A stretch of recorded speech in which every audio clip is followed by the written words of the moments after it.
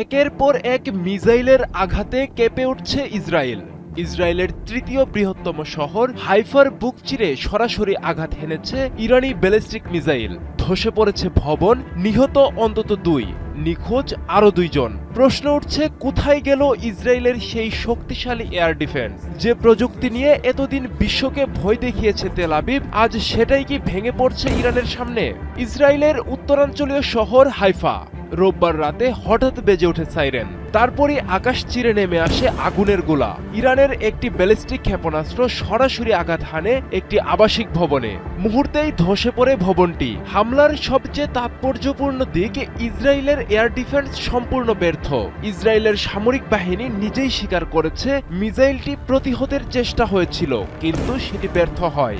বিশ্বজুড়ে যাকে বলা হয় অত্যাধুনিক প্রতিরক্ষা ব্যবস্থা, সেই সিস্টেমই ইরানের মিসাইল ঠেকাতে পারেনি। বিশ্লেষকরা বলছেন, এটি কেবলই ব্যর্থতা নয়, বরং একটি বড় ধরনের দুর্বলতার প্রকাশ।